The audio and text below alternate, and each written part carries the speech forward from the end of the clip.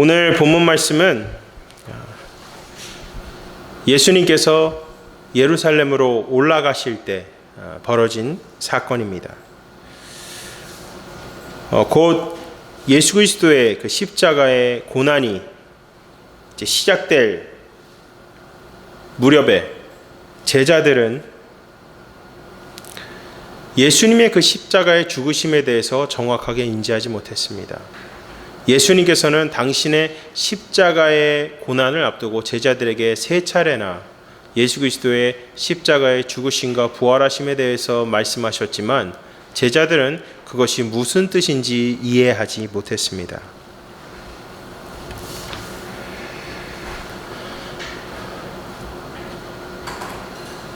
예수님께서 제자들에게 세 차례에 걸쳐서 당신의 십자가의 죽으심과 부활하심에 대해서 말씀하셨지만 제자들은 그것을 온전히 받아들이지 못했습니다. 오히려 예수님을 아마도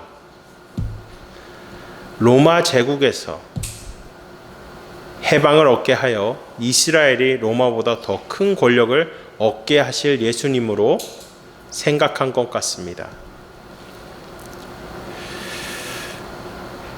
그렇지만 오늘 본문 말씀 가운데서는 예수님께서는 제자들에게 그것이 제자도의 삶이 아님을 말씀하고 계십니다.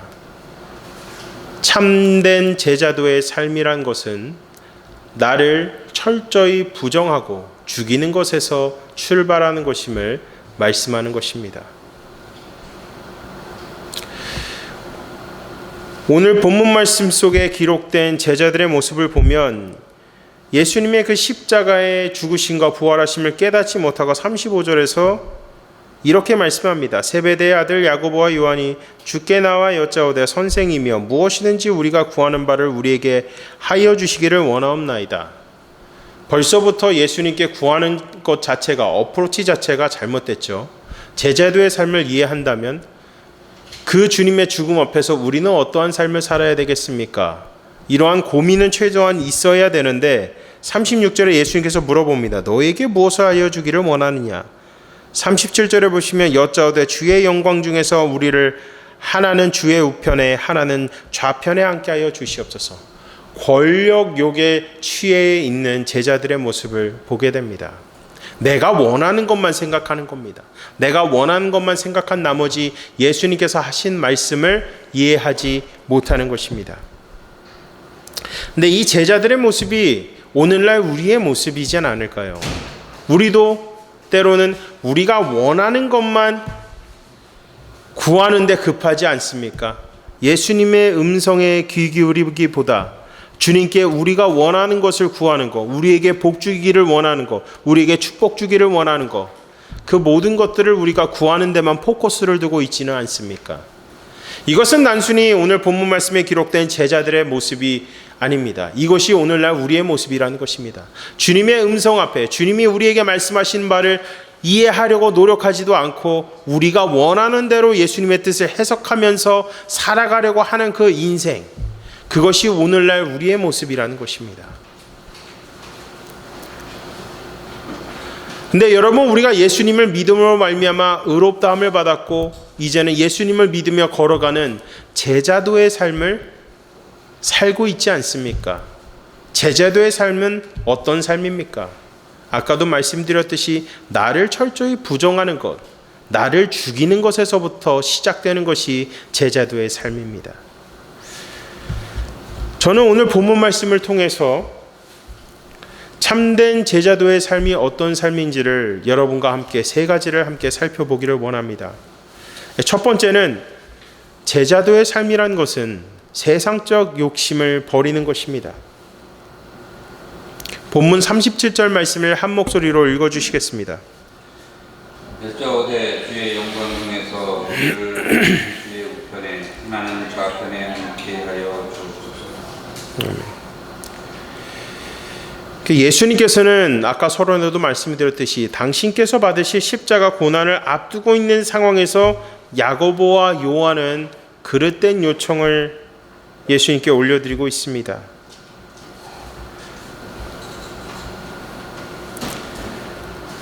우리가 원하는 바를 주님, 다 들어주실 수 있습니까? 라고 물어봤을 때 뭘 원하냐 했을 때 권력을 원한다고 얘기하는 겁니다. 예수님의 우편에 앉아서 나는 우리는 힘을 갖길 원한다.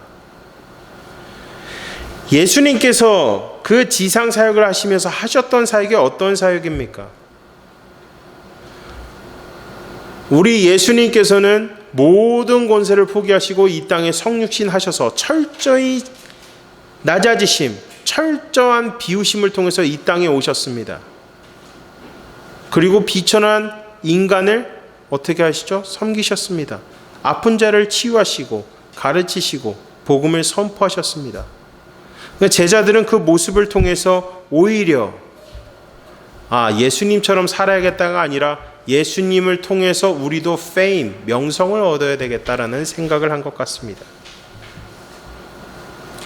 그래서 이들이 구한 것은 자신의 fame이었습니다.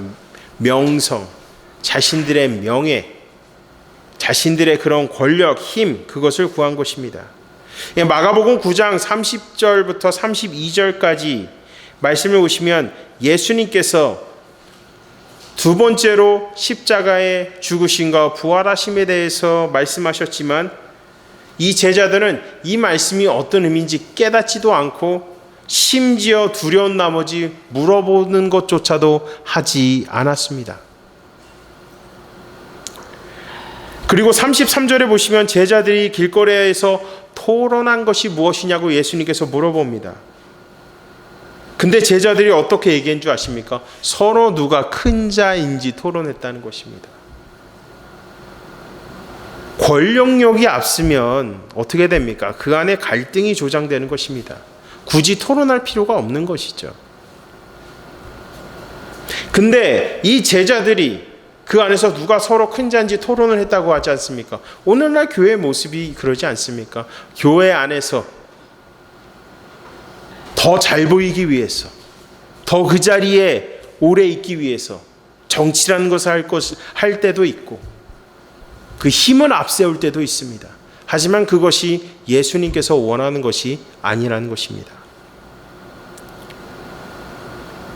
마가복음 1장 후반절을 보시면 예수님께서 병든 자를 치유하셨다는 소문이 주변에 자자하게 퍼졌을 때 제자들은 예수님께서 행하신 그 기적의 본질을 알려고 하기보단 예수님을 통해서 자신들이 더 유명해지기를 원했던 것입니다. 나 예수님이랑 같이 다니는 사람이야. 근데 예수님께서는 9장 35절 37절에서 이렇게 말씀하십니다.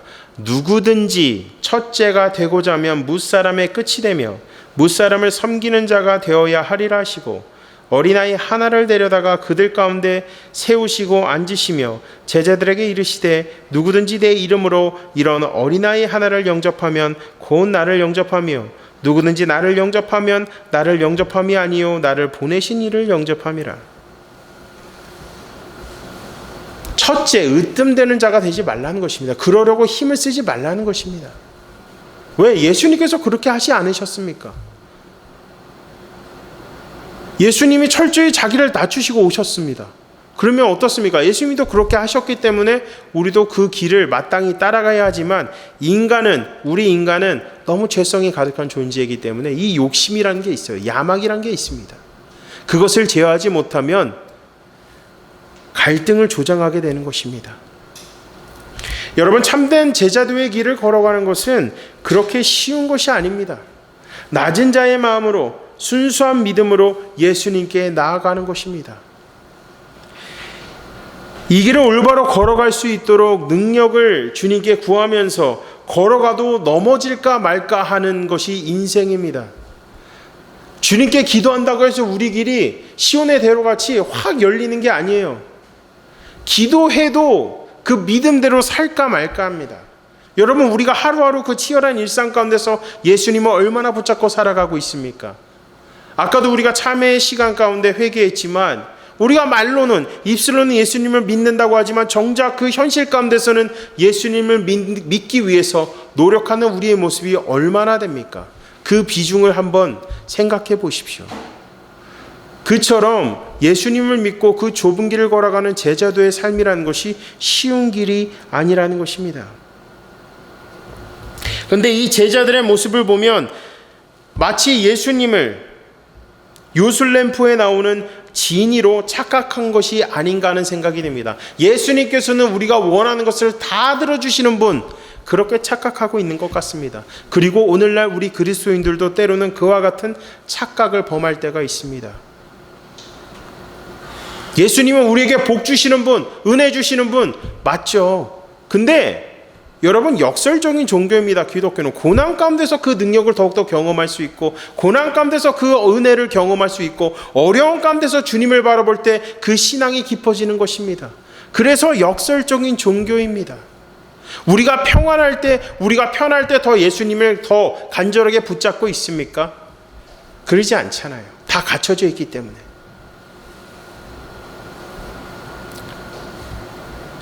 존 맥어더 목사님은 구도자 중심의 설교를 하는 설교자들은 모든 것을 버리는 운동에서 모든 것을 얻는 운동으로 변질시키고 있다고 말합니다. 기독교인이라면 모든 것을 버려야 돼요. 예수님 안에 그 예수님의 은혜를 경험하려면 존 맥어더 목사님이 말씀하는 건 나를 버리는 자가 돼야지 모든 것을 얻으려고 하는 자가 되면 안 된다는 것입니다. 그러면서 복음의 신성한 목적을 팔아먹었고 하나님의 영광에서 사람의 만족으로 바꿔버렸으며 그리스도를 높이기 위해서 우리의 생명을 버린다는 개념을 그리스도가 우리를 높이시는 개념으로 바꿔치기 했다고 말씀합니다. 너무나도 강력한 표현이지 않습니까? 너무나도 격하게 말씀하셨지만 존 맥어더 목사님이 이렇게 격하게 표현하신 이유는 딱 한 가지예요. 이렇게 되면 복음 설교하기가 쉬워진다는 것입니다. 복음 설교는 정말 우리 안에 뭐라 그래야 되죠? 무거운 마음이 들어야 돼요. 부담감이 들어야 되는 거예요. 뭔가 우리의 마음을 관통하는 그 말씀이 있어야 되는 거예요. 찔리는 게 있어야 된다는 겁니다. 존 맥어더 목사님의 설교는. 성도들이 원하는 설교를 하면 그 설교, 그 전도는 100% 쉬워진다는 것입니다. 하지만 듣기 힘든 설교, 말씀에 근거해서 듣기 힘든 설교를 할 수 있어야 함을 말씀하고 있는 겁니다. 야고보 형제가 예수님께 구한 것은 우리에게도 해당됩니다. 우리도 이렇게 기도하진 않습니까? 우리 자녀들을 좋은 대학으로 가게 하시고 좋은 성적 받게 하시고 좋은 회사 취업하게 하시고 사업이 번창하게 하시고 우리가 원하는 것에 포커스를 맞춰서 기도하고 있지는 않습니까? 이것이 야고보 형제들의 모습이 오늘날 우리의 컨텍스트에서 적용되는 것입니다. 예수님께서 당신의 십자가의 죽으심과 부활하심에 대해서 수차례 말씀하셨는데도 불구하고 그 뜻을 알지 못하는 제자들의 모습은 때로는 우리가 듣고자 하는 말씀을 들으려고 하는 모습과 동일하진 않습니까?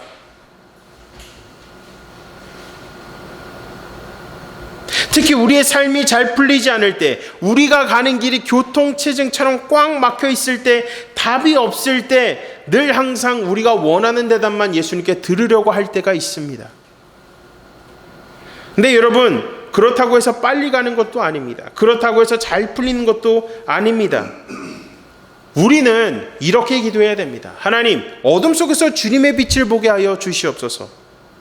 회개할 때 주님의 은혜를 경험하게 하여 주시옵소서. 빈곤 속에서 주님의 풍요로움을 경험하게 하시옵소서. 삶의 절벽 가운데서 주님의 영광을 경험하게 하시옵소서. 이렇게 입술로는 기도할 수 있죠. 근데 그 기도가 삶으로 살기가 진짜 쉽지가 않아요. 목회자인 저도 그럴 때가 너무나도 많아요. 그래서 저도 항상 회개할 때 그래요. 입술의 고백이 삶으로 이어지지 못한 걸 용서해달라고. 근데 그 누를 계속 범하고 있는 겁니다. 저조차도. 기도한 대로 우리가 살아가야 되는 겁니다. 기도한 대로 우리가 살아갈 수 있어야 하는 것입니다. 나를 철저히 부인하고 죽일 때 주님의 생명을 보게 하소서.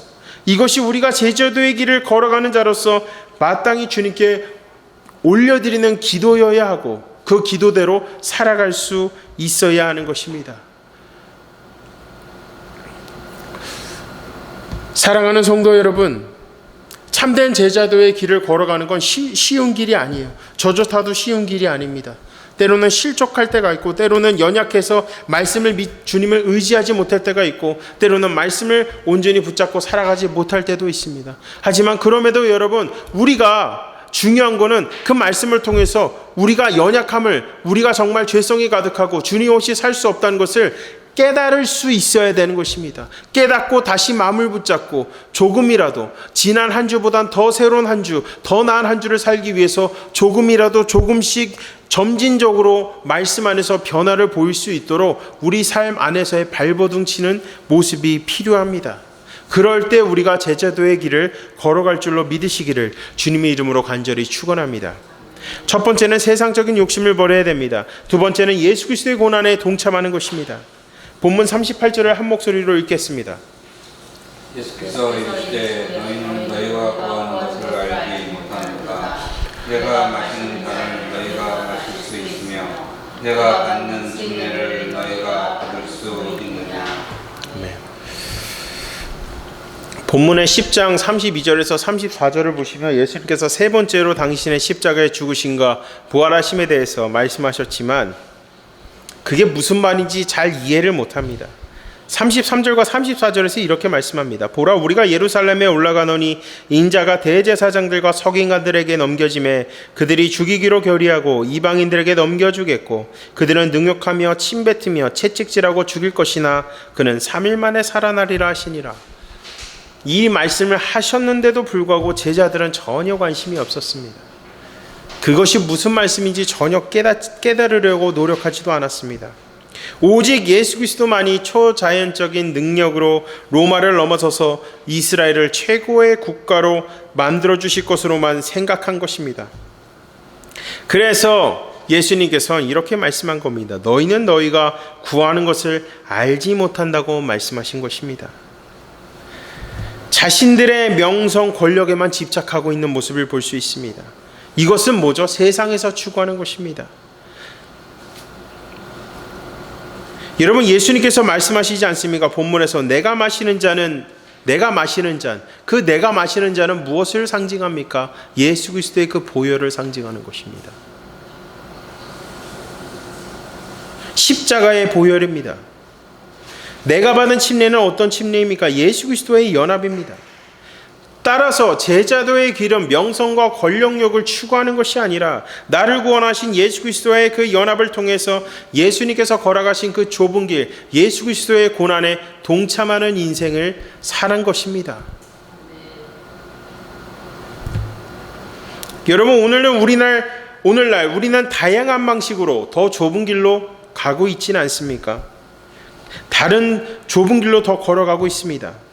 기독교에 대한 핍박과 압력이 서서히 생겨나고 있습니다. 교회를 압수수색하고 있고 너무나도 벌어지지 말아야 될 일들이 벌어지는 현실을 마주하게 됩니다. 코로나 때 우리는 벌써 겪어보지 않았습니까? 회사와 식당, 성당에는 그리고 절에는 코로나가 없고 교회에만 코로나가 있다고 만들어버리는 정부와 사회의 그 모습을 통해서 저는 서서히 다양한 방식으로 기독교가 이제는 핍박을 받는 시대를 마주하겠구나라는 것을 깨달았습니다. 근데 여러분, 코로나 시대 때 교회가 어떻게 됐습니까? 터닝 포인트가 됐습니다. 예배를 더 간절히 사모하는 터닝 포인트로 변하게 된 것입니다. 예배를 나오지 못하니까 성도들이 온라인을 통해서 함께 모여 예배하고 온라인을 통해서 함께 말씀을 나누고, 비록 온라인으로 하는 것이 쉽지는 않지만, 집중도가 떨어지지만 그럼에도 그 간절한 마음을 갖고 모두가 함께 예배 자리에 나왔습니다. 그리고 그 갈급함, 예배에 대한 갈급함으로 그 모든 상황을 이겨냈습니다. 예수 그리스도의 고난에 동참할 때 더욱 역동적으로, 역설적으로 힘을 내서 전진하는 것이 기독교입니다. 물질적인 부분만 얘기하는 것이 아니라 성도들의 영적인 부분에서도 함께 예배하는, 예배를 통해서 모두가 그 안에서 간절함을 다시 한번 회복하는 계기가 됐고, 그 어떤 때보다 수많은 헌금이 거치면서 주변에 그 당시에 정말 너무나도 힘들고 어려웠던 이주자들을 돕고, 한부모 가정을 돕고, 더욱더 섬길 수 있는 섬김의 기회가 늘어나게 된 것입니다. 사회가 정부가 아무리 교회를 핍박한다 한들 그 누구도 막을 수 없는 것이 예수 그리스도의 그 능력이라는 것입니다. 예수님께서 한번 손을 대시면, 예수님께서의 능력이 임하면 정부도 대통령도 그 누구도 막을 수 없음을 믿으시기 바랍니다. 그러한 핍박 가운데서 1000만 기독교인들은 더 간절히 기도했고, 그 기도를 통해서 예배가 점진적으로 회복되는 것을 우리가 경험하게 됐습니다.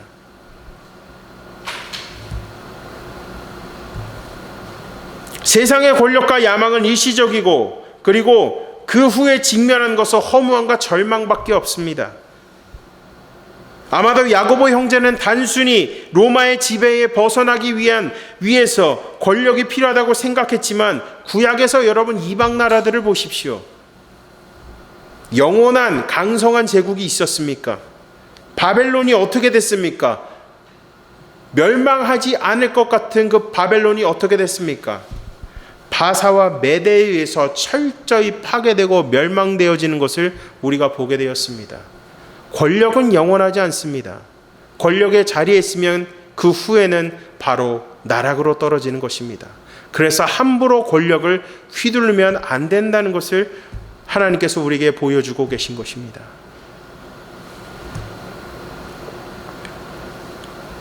본문 41절은 말씀합니다. 10 제자가 듣고 야고보와 요한에 대하여 화를 내거늘, 결국에는 권력 지향적인 면으로 가면 공동체 안에서는 어떤 일이 벌어집니까? 시기와 질투와 다툼이 발생하는 것입니다.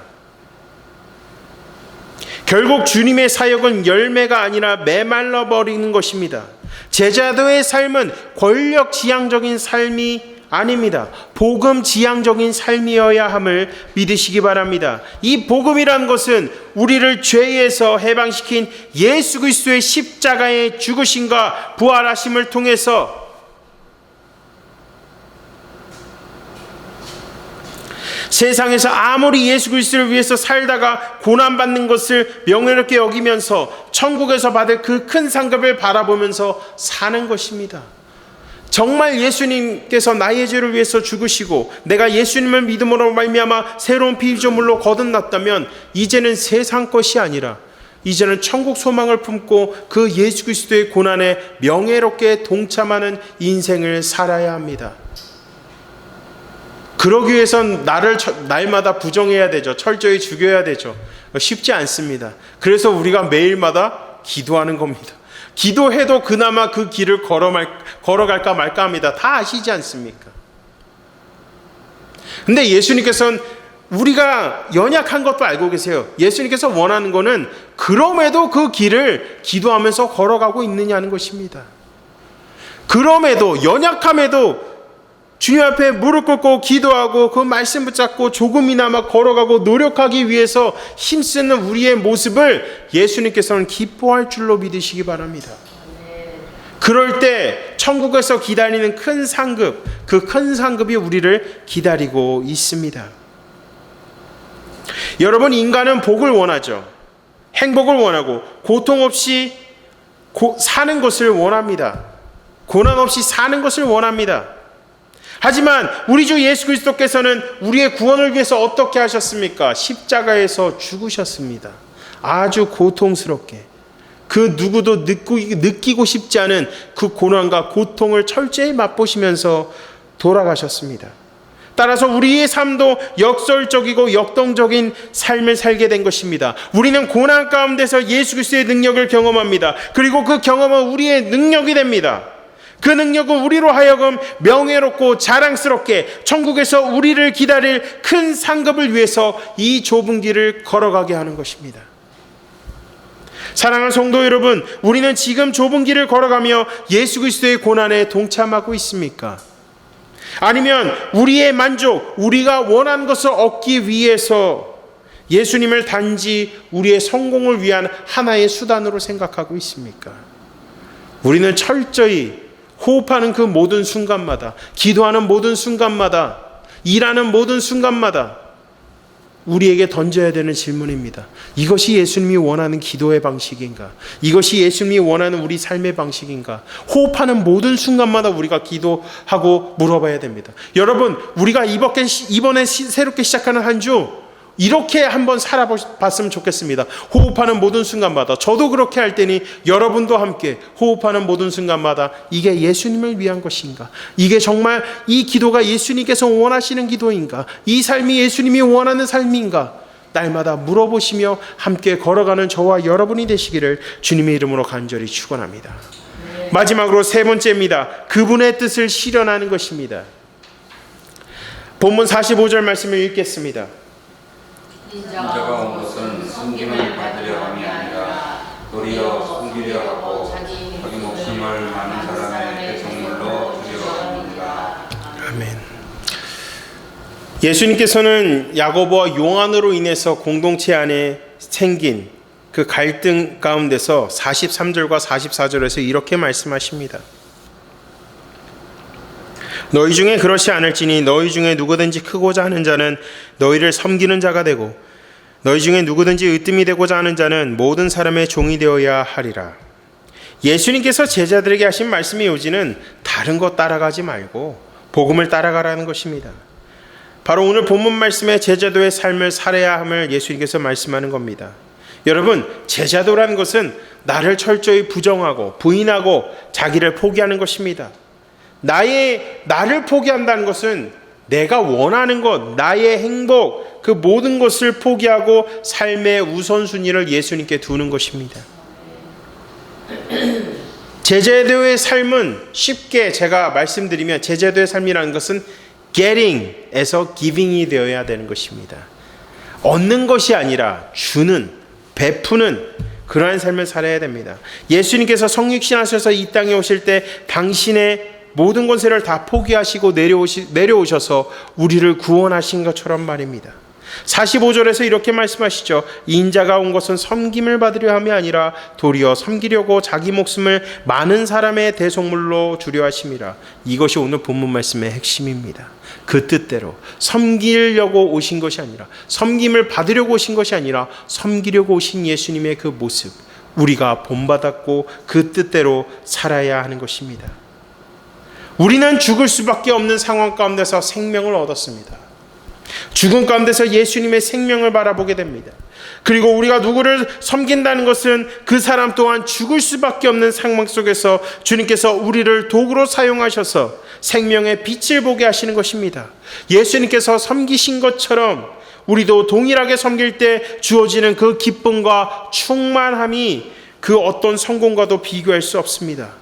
예수님께서는 제자들과 우리에게 오늘 본문 말씀을 통해서 알려주시는 것은 세속적인 세계관에서 복음주의적 세계관이 주는 그 기쁨과 은혜가 더욱 크다는 것입니다. 그 열매가 더욱 크다는 것입니다. 세상적 성공을 바라보는 것이 아니라 예수님께서 우리에게 베푸실 그 결실, 열매를 바라보며 살아가야 하는 것입니다. 엄청난 경쟁과 경제의 불안정한 시대 가운데서 메말라가는 사람들이 많아지고 있습니다. 우리도 그 바운더리에 포함되고 있습니다. 하지만 우리는 달라야 합니다. 그분의 뜻을 실현해야 합니다. 주님은 우리에게 은혜를 주시고 행복을 주시고 능력을 주시고 은사를 주시는 그 궁극적인 목적과 이유는 무엇입니까? 우리의 만족이 아닙니다. 메말라가는 인생들, 그 가운데서 허덕이고 있는 영혼들을 섬기고 위로하고 축복하기 위해서 주님께서 우리에게 은혜를 베푸시는 것입니다.